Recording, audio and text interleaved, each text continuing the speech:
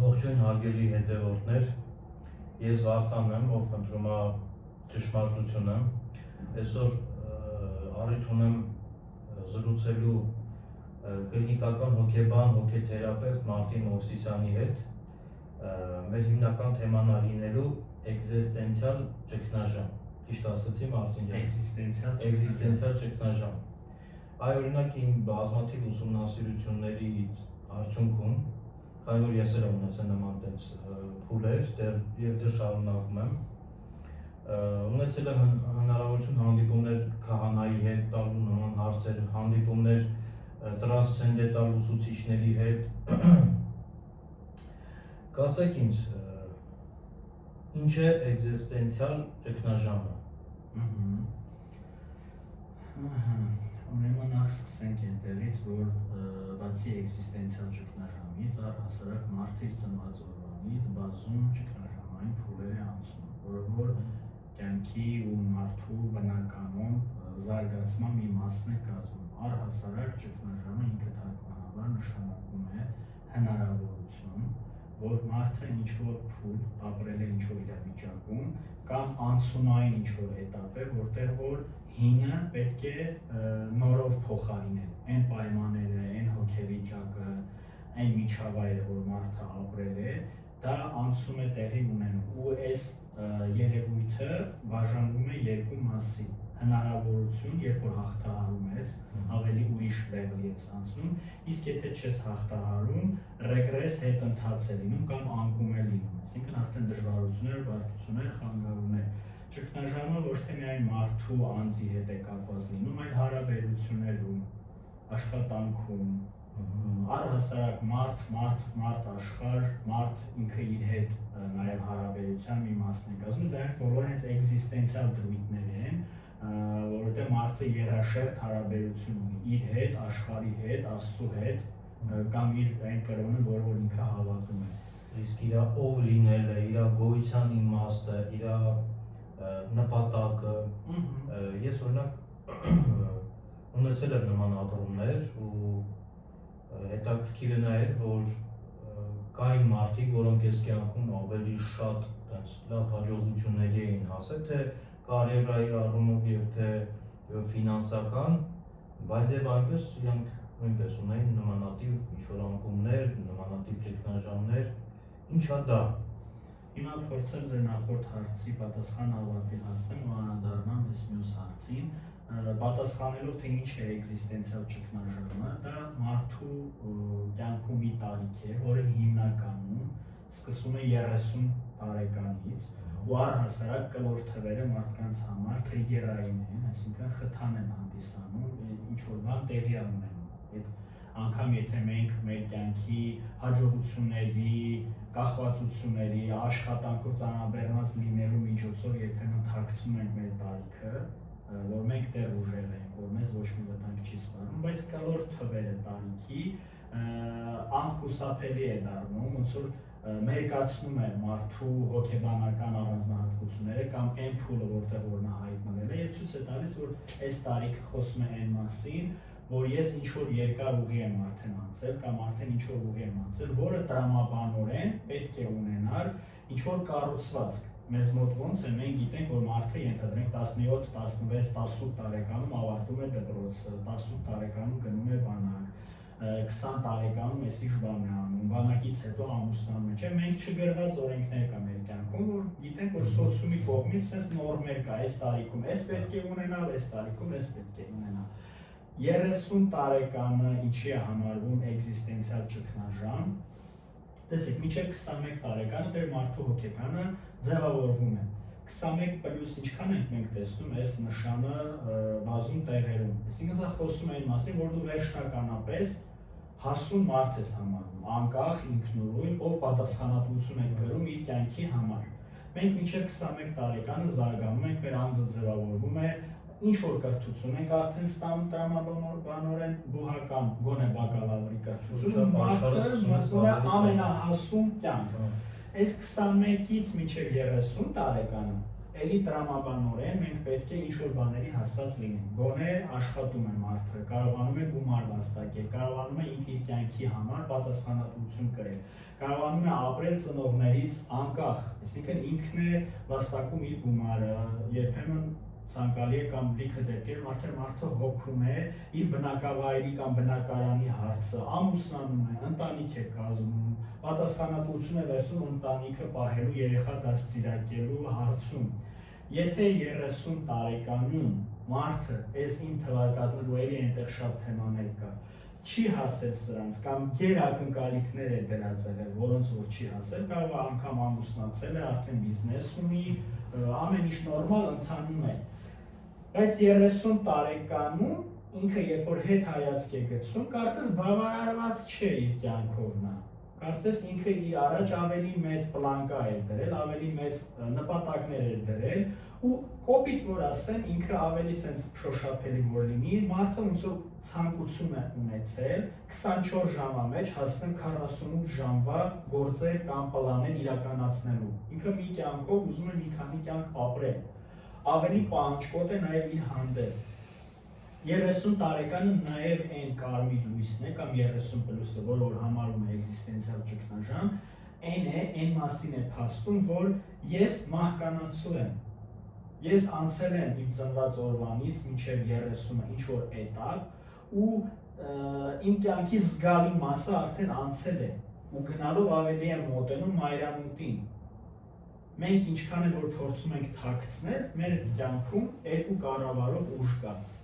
Էրոսը եւ թանատոսը։ Էրոսը հաճույք ստանալու բնազն է, կյանքի բնազն է, ապրելու բնազն է, թանատոսը մահվան բնազն է, մահվան վախն է։ Տարիքը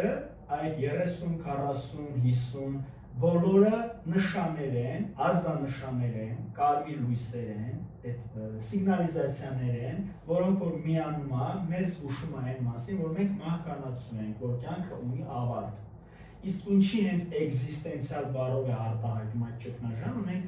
շատերս կարծում եմ գիտենք, որ էգզիստենցիալ ուղղության փիլիսոփայություն կա, ինչպես եւ էգզիստենցիալ թերապևտիկ ուղղություն, որը որ հենց իմ նեղ մասնագիտականը շկոլա է ինքը համարվում, էգզիստենցիալ հումանիստական, հոգեթերապև 3 հատ մեջ շկոլա կա։ Էգզիստենցիալ հումանիստական, հոգեվերլուծություն ու կոգնիտիվ արքայբանական։ Այս էգզիստենցիալ ուղղության դրույթներն են կյանքի իմաստ կամ անիմաստություն, ազատություն, մեկուսացում ու մահվան վախ, մահվան դրույթը։ Այսինքն մարդու էգզիստենցիա կոչվում է գոյություն, գոյաբանություն, ոչ թե գոյատևել, զոռով ապրել, այլ իմ գոյության մասին է էգզիստենցիան։ Ով եմ ես, ինչ եմ ուզում, որտեղ եմ գնում, ինչի եմ ապրում, ինչ իմաստ ունի իմ կյանքը, իմաստի որոնում։ Այ օրինակ ինձ մոտ հաճախակի նկատվում է ժամանակի հայտ չհասցնելու տենց տագնապ, վախ։ Արդյոք այդ նույն խնդիրն է, դրա հետևանքն է։ Ինքը սովորաբար կարող է եւ կապ ունենալ եւ ոչ, բայց քանի որ մենք խոսում ենք էգզիստենցիալ ճգնաժամի մասին, հիմա կլինեն մարդիկ, որ կմտածեն, օրինակ ես ենթադրենք կարա մարդ լինի, ասի ես 25 տարեկան եմ, ձեր թվարկած խնդիրներից կամ երևույթներից շատերը ինձ մոտ առկա է, բայց դա դեռ չի նշանակում էգզիստենցիալ ճգնաժամ։ Էգզիստենցիալ ճգնաժամը ինքը տրամաբանություն ունի, հենց այն է, որ 30-ի մոտ է կամ գուցե 30-ից մի քիչ վերև է սկսում, պլյուս մինուս կարող է լինել։ Այսինքն այս այն ճգնաժամն է, որի նշաններից է, կարևորագույններից, որ մարդը անցել է ինչ-որ էտապներ ու նոր այդ ժամանակ է գոյության ճգնաժամ, այսինքն մարդը բավարարված չէ իր կյանքից։ Մարդը այն ինչ որ անում, իր մոտ կարող է լինել ապացիկ վիճակ, տրամադրության անկում, հաճույք չի ստանում, հավես չունի, չի ուզում տնից դուրս գա, Շարժավերտ են դառնում, հա։ Նրան փոփ է դառնում, բայց սա ոչ թե արդեն բարդ ինչ որ խնդիր է, ինքը տեսեք, հիմա էլի ունկնդիրներ կլինեն, ովքեր առավել ևս իմեջին հետևում են, գիտեն, որ մենք նաև խոսում ենք ապաթիայի մասին, դեպրեսիայի մասին, հոգեթերապիայի եկող մարդկանց մեծ մասը ունի այդ խնդիրներն այն տագնապային խանգարումներ, տարբեր պաթոլոգիաների մասին։ Հիմա ինչով է տարբերվում ապաթիկ վիճակը դեպրեսիայից, դեպրեսիան ինչով է տարբերվում էգզիստենցիալ ճգնաժամից, որովհետև իրենք սիմպտոմները, նշանները շատ նման են։ Տեսեք, դեպրեսիան արդեն ինքը հստակ սիմպտոմներ ունի, համարյա 10 սիմպտոմ ունի, որի դեպքում պարտադիր պետք է դիմել նաև հոգեբուժին, հա, եթե կլինիկական դեպրեսիայի մասին է խոսքը գնում, եթե վերջին սիմպտոմն է առկա, սուիցիդալ մտքեր կամ սուիցիդալ փորձ։ Իսկ էկզիստենցիալ ճգնաժամի ժամանակ մարդը նորմալ էտապ է անցնում, որ անխուսափելի է։ Այսինքն եկել է մի շրջան, երբ որ իր մոտ անցում պետք է տեղի ունենա, ռուսերեն դες պերելոնի մոմենտ, դες հասկացություն կա, չէ՞, անցումը ինքը ոնց որ պետք է արդեն առերեսվի իր անձի իրականության ու կյանքի վերջանալի լինելու հետ, մահվան վախի հետ է առերեսվում մարդը։ Իսկ դա միայն ինչ-որ հոգեբանական տիրույթում է ամեն ինչ տեղ ունենում, թե ինչ-որ կենսաբանական փոփոխություններ էլ են լինում օրգանիզմում, որը նաև նպաստում է։ Ну, հիմա շատ տենց կենսաբանական չեմ ուզենա իմ հարցը հնչի, բայց առհասարակ մարդու օրգանիզմը ինչպես է հոգեկան փոփոխության է ենթարկվում։ Հաստատ նույնը չէ, ինչ որ դեռահասության տարիքում այդքան հորմոններ է արտադրում, այսինքն մարդու մոտ էլի ֆիզիկական, հոգեբանական, սոցիալական, հուզական փոփոխություն է տեղի ունենում։ Բայց 21 պլյուսում արդեն երբ որ ձևավորված է, մարդու մոտ ոնց որ կայուն է լինում։ 21-ից 30 տարեկան ոնց որ մարդը ավելի կայուն sense փուլ է ապրում։ Ինքը ոնց որ ինչ որ մոտիվացիա կա հասնել այս ինչ բաներին 30-ում արդեն նաև ֆիզիոլոգիապես է մարդու փոփոխություններ սկսում դեմքի վրա հայտում է նոր կնճիռներ առավոտյան հայելու դեմը կանգնելուց տեսնում է սպիտակ մազ կամ թեկուզ դեմքին է սպիտակ մազ տեսնում տղամարդը կնոջ մոտ եւս փոփոխություններ է տեղի ունենում սեռական պոտենցիայի նվազում կարող է լինել դոֆամինի փոփոխություն է տեղի ունենում այս եւս բերում է նրան որ մարդը մտածում է ինձ հետ ինչ որ բան է տեղի ունենում այն ինչ որ եղել է նախկինում կարծես նույնը չէ իմ հետաքրքրություններն է փոխվում այդ ճգնաժամը հենց այդ անցումն է իսկ առավել եւս էկզիստենցիա ինքը հենց բառը խոսում է այն մասին որ իմ գոյությանը վերաբերող խորը ավելի ոչ առօրեական թեմաների մասին է խոսքը կյանքի իմաստի որոնում կամ ստեղծում տեղի ունեցածին իմաստավորում, եթե ես չեմ տալիս, այսինքն այն արժեքները, որ ես ձեռք բերեցի, այն ինչ որ հետ գցեցի, արդեն ունեմ, եթե ես դրանց մեծ նշանակություն չեմ տալիս, արժեք չեմ տալիս, որպես ձեռքբերում չեմ նայում, ինձ մոտ քաղց է առաջանալու, իմաստի փնտրտուքի քաղց, այսինքն ես 30 տարի անկապ եմ ապրել, անիմաստ եմ ապրել, որն է եղել իմ կյանքի իմաստը կամ ինչ եմ արել մինչև այսօր, որովհետև 30-ից հետո անցում այդ պերելոնի պահը որ լինելու է, մարդու հետաքրքրություններն էլ է այստեղ փոխվում, որովհետև մահը, մահկանացու լինելը, բացի բացասականից որ մենք վախենում ենք, այլ նաև այդտեղ դրական բան կա հասկանալ, հենց իմաստավորումը այդտեղ է տեղի ունենում։ Մենք սկսում ենք ժամանակի հետ հաշտվել, որ մեր ժամանակը անվերջ չէ։ Մենք մի օր այդ լիմիտը լրանալու է։ Նա այսպես հասկացություն կա էկզիստենցիալների կողմից այս հասկացություն կա, որ մարդը ծնվում է, որպեսզի մահանա,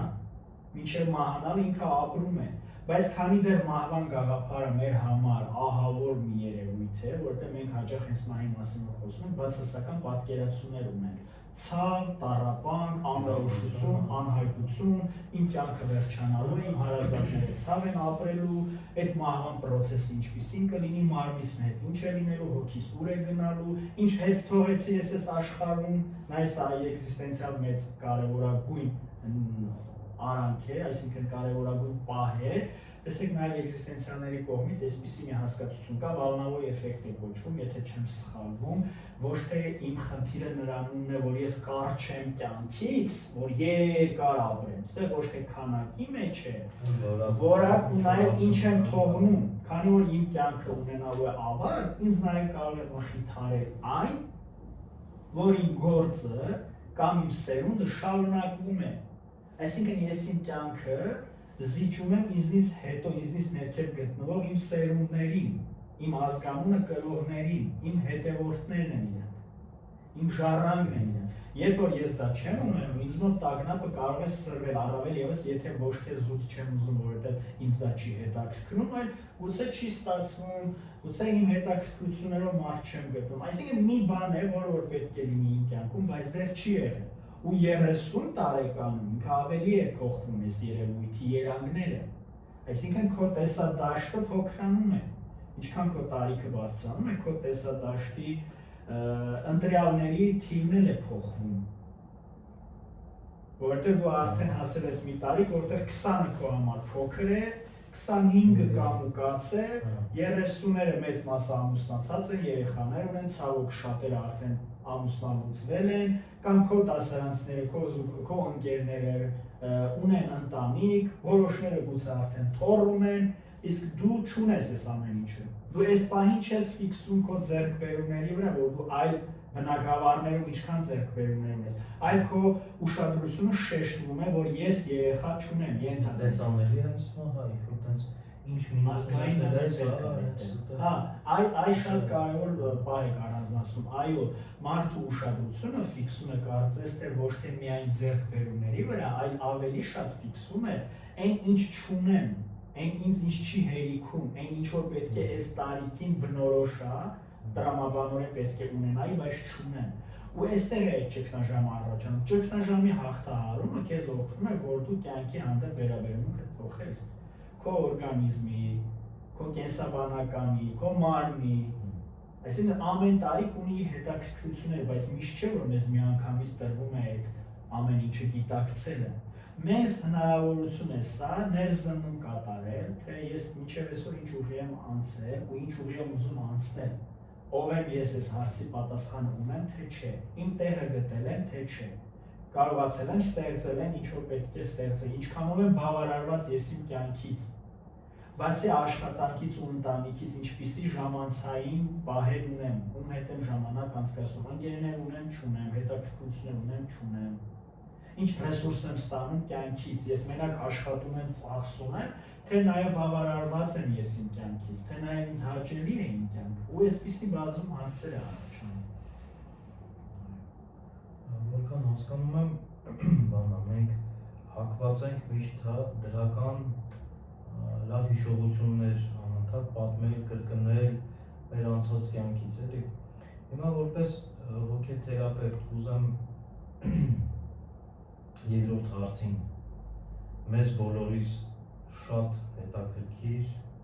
երևի այդ հարցին էլի, որն է կյանքի իմաստը։ Հետաքրքիր հարց է, որին ես չեմ կարող պատասխանել, ինչքան էլ որ զարմանալու կարող է հնչել, որովհետև այդպիսի մի հասկացություն բոլորի համար գոյություն չունի։ Ամեն մարդ ինքն է գտնում իր կյանքի իմաստը կամ ամեն մարդ ինքն է որոշում, թե որն է իր կյանքի իմաստը։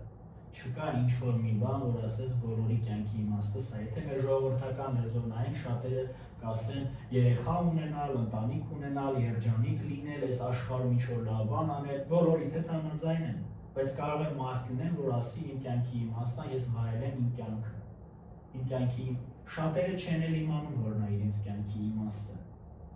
Փնտրտուքի մեջ են ընկնում հաճախ, բայց հաճախ պետք չի փնտրել կյանքի իմաստ։ Հաճախ պետք է ստեղծել քո կյանքի իմաստը, քո սեփական սցենար, որտեղ հենց էգզիստենցիալիզմը նրա մասին է, որ ես եմ իմ կյանքի հեղինակը, որ ես եմ որոշում ինչպիսի կյանք ընտրեմ։ Նաև լոգոթերապիա ասածը գոյություն ունի, որի հեղինակն է եղել Վիկտոր Ֆրանկլը, ով հենց լոգոթերապիան կոչվում է իմաստի թերապիա, իմաստի միջոցով թերապիա անցկացնել, թերապևտվել, բժշկվել, խնդիրները լուծել։ Ու մի քիչ առաջվա ձեր հնչեցրած հարցը հենց կարծես դրանում է, որ մարդը ունի ֆինանս, ընտանիք, միջավայր, շրջապատ, հարգանք, բայց մի բան չի հերիքում, դատարկություն կա իր ներսում։ Այս մարդը գուցե հենց իր կյանքի իմաստը չի գտել։ Այս ամեն ինչ որ ստեղծել է, դա կարևոր է եղել, դա իր ժամանակը խլել է, ինքը դրանով զբաղվել է, բայց բավարարված չի զգում մարդ։ Իսկ երբ որ մարդ իր կյանքի իմաստը գտնում է, ավելի բավարարված է լինում։ Նա հասկանում է ինչի համար է ապրում, ու շատ հաճախ անգամ վատ իրավիճակներում, երբ որ դու ինչ-որ իմաստ ես գտնում դրա մեջ, հեշտանում է քո կյանքը, քո հոգեկանն ու մարմինը ավելի ֆունկցիոնալ ու ռեսուրսային է դառնում, որպեսզի հաղթահարես դա։ Օրինակ Վիկտոր Ֆրանկլը, նույնը որ նշեցի, ինքը Երկրորդ համաշխարհային պատերազմի ժամանակ գերի է եղել գերմանացիների մոտ, Auschwitz լագերում են կարծեմ եղել, որտեղ որ ինքը արդեն կորցրած ա եղել իր ընտանիքը, մենակ եղել, ինքը հաղթահարել է բոլոր այդ դժոխային փորձառությունները, ու իր նպատակն է եղել, որ ինքը ողջ մնա, որպեսզի աշխարհին պատմի ինչ է եղել։ Ու այդ ընթացքում ինքը բժշկական կրթություն է ունեցել, բժիշկ եղել, այդ ընթացքում նաև զբաղվել է մարդկանց ֆիզիկական ու հոգեբանական խնդիրներով, ու այդ գիրք ունի «Скажи жизни да», շատ լավ գիրք է, խորհուրդ կտամ բոլորը կարդան, ով ունի այս խնդիրը, ասա կյանքին, այո, հայերեն էլ է թարգմանված, այնտեղ հենց պատմում է Ֆրանկլի նպատակների մասին, իր ապրումների մասին, դաժանությունների մասին, մարդիկ ինչով են անցել, բայց միևնույն ժամանակ կյանք է, դա կյանքի մի մասն է եղել, այսինքն ինքը հենց այդ դժոխքի մեջ ունեցել է հույս, հավատ, սեր, ապագայի հանդեպ, կյանքի հանդեպ, որ սա ավարտ կարող է ունենալ, այդ հույսն է իրեն դրդել, այդ իմաստավորել է ինքը, այսինքն, այս ցավից զատ, այս դժվարությունից զատ, ես ողջ եմ, տենց է մտածել ինքը, ես դեռ ողջ եմ, եթե ես ողջ եմ, դեռ հնարավորություն ունեմ պայքարելու, պատերազմում էլ է այդպես, եթե մարդը չի իմանում, եթե մարդու սպասող չկա, եթե մարդը նպատակներ չունի, առաջինն է զոհվում։ Կուկուշկա կինոյում էլ այսպիսի շատ լավ խոսքեր կա, չգիտեմ նայել եք թե չէ, ինքը շատ լավ ֆիլմ է, Բիտվա за Սևաստոպոլ։ Ու շատ ֆիլմերում հենց էգզիստենցիալ դրույթների մասին են խոսում։ Մարդը դժվարությունները հաղթահարում է, երբ որ իմանում է հանուն ինչի, ինչն է ասել։ Եթե ես գիտեմ հանուն ինչի, ես պատրաստ եմ համբերել, հաղթահարել ցանկացած ինչ, ցանկացած երևույթ։ Հա, եթե անիմաստ է դառնում կյանքը, դու չես պայքարում, դու հանձնվում ես։ Այ դեպրեսիան այդտեղ է սկսվում։ Ինձ թվում է էգզիստենցիալ ճգնաժամը մենք դիտարկում ենք որպես ինչ-որ հիվանդություն կամ ինչ-որ մի առողջական կամ մտավոր խնդիր, բայց մյուս կողմից կարծում եմ ինքը ավելի դրական հետևանք կա։ Ես լինելով կլինիկական հոգեբան չեմ, որ մեզ մղի դեպի ավելի ստեղծագործել, ավելի առաջ չեմ, որ ինքը որպես հիվանդություն ոչ թե ինքը ինչ-որ բան է, բացասական ինքը կյանքի կարևոր էտապ է, որը որ բոլորը անցնում են, այլ հարց է, ով է գիտակցում, ով ինչ ձև է դա ապրում, մեկը ծանր է ապրում, մեկի մոտ կարող է էգզիստենցիալ ճգնաժամից առաջանալ դեպրեսիա, ապաթիա, այլ բարդություններ, մյուսը կարող է ինքը իր սեփական ուժերի միջոցով այդ էտապը հաղթահարի։ Բայց դա անհնարին չի։ Դա հաղթահարելի է։ Ну, անհնարինը, չգիտեմ ինչ նկատի ունեք, բայց ես այսպես եմ նայում սովորաբար տենց հարցերին, եթե կա մասնագետ, որ զբաղվում է տենց խնդիրներով, ու եթե ես իմ իմացած եղանակները փորձել եմ, չեմ կարողացել հաջողության հասնել կամ իմ խնդիրը լուծել, ապա հարց է առաջանում, եթե ես adekvat մարդ եմ, եթե ես հասուն մարդ եմ, եթե ես ֆինանսապես անկախ մարդ եմ, ինչու չեմ դիմում մասնագետին, այլ փոխարենը տանջվում եմ։ Գուցե ես մազոխիստական մոտեցում ունեմ, ինձ հաճելի է տանջվում, ավելի շատ մի քիչ ֆինանսական հարց կարա լինի։ Կարող է լինել, բայց կան մարդիկ, ովքեր օրինակ արժեզրկում են ենթադրենք հոգեթերապևտի մոտ գնալ, չնայած նրան, որ բազմաթիվ պաշտպանական մեխանիզմների ֆակտոր կա այստեղ։ Հոգեթերապիայի գնալը այդքան էլ հեշտ չի, ինչքան էլ որ ինքը տրամաբանությունը մարդկա գիտի, չէ, որ գնում է կամ տեսնում է իր ընկերը ինչ վիճակում է գնաց, բուժվեց, բժշկվեց, կյանքի որակը բարձրացավ, ճգնաժամերը հաղթահարեց, ամուսնալուծությունը հաղթահարեց կամ այդ ցավը ապրեց մասնագետի օգնությամբ, նոր կյանք է սկսել, բայց միևնույն ժամանակ մեր ներսում ինչքան էլ որ այդ ողջ մնալու բնազդը դրդում է, որ մենք ապրենք, ստեղծենք, հաղթահարենք, մյուս կողմից մեր ներսում կա մի մաս, որ դեմ է նորություններին, որ դեմ է անորոշության, ինչքան էլ որ լավ է, բայց ինքը անորոշություն է։ Մենք սիրում ենք վարկանական լուծումներ, մենք սիրում ենք այդ կախարդական լուծումները, հաճախ հենց շատերը դրա համար պատասխանատվությունից խուսափելու համար դիմում են հոգեբուժին կամ դեղորայքային թերապիային կամ գնում են բախտագուշակների մոտ, որ իրանց բախտը գուշակեն։ Okay, բախտը գուշակեց, բայց քո փոխարեն չի ապրելու։ Ու հարց է ինքը գուշակում է իրականություն, թե ստեղծում ես դու իրականությունը, որտեղ գոյություն ունի ինքնաիրականացվող մարգարեություն ասածը, երբ որ մի բանի վրա երկար ժամանակ ֆիքսում ես, ինքը իրեն դա դառնում է սցենար, որը որ իրականանում է։ Դու ես դու քեզ ծրագրավորում ես, որ տենց լինի։ Ավելի աստվածաշնչյան բանաձևերի մոտիկ ասած տենց շատ հետաքրքիր Աստվածաշնչում էլ ունենք, չէ՞, տենց բան, Սերմիր